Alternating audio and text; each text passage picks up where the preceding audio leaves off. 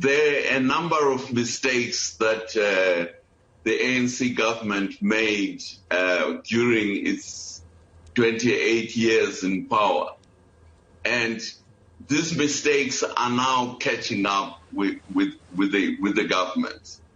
One of the mistakes that the ANC made right at the beginning of its getting into power was to decide not to really control the borders of South Africa.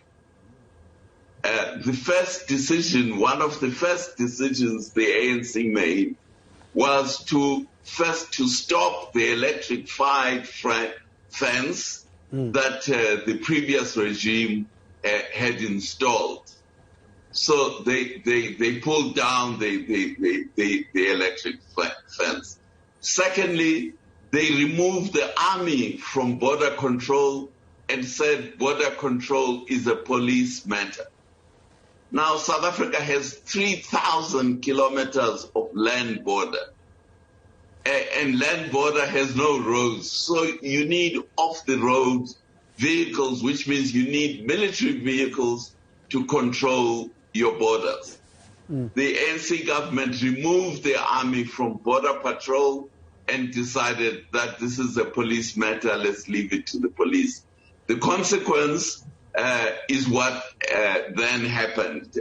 And the third part of it, which is equally important, is the ANC government collaborated with ZANU-PF in destroying effectively the economy of Zimbabwe, because they both did not want an opposition party formed by civil society to take power in Zimbabwe.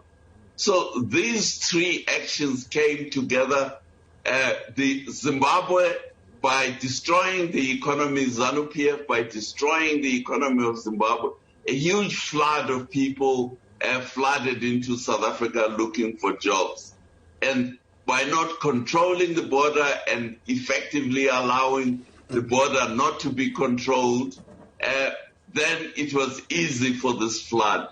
And now the consequence of this is that poor people from Zimbabwe flooded into poor areas in South Africa, which are the townships and the informal settlements. And this is the outcome of what you get. That's one side of the story. Yep. The other side of the story, Devon, is the Mozambique government has been importing heroin from South Asia and on selling it. This is Frelimo. And on selling it to South Africa. Again, the South African government has done nothing about stopping Frelimo selling heroin into South Africa. And this heroin ends up with young people, especially in the townships. So all these errors of the ANC government are now, as they say, chicken are coming home to roost.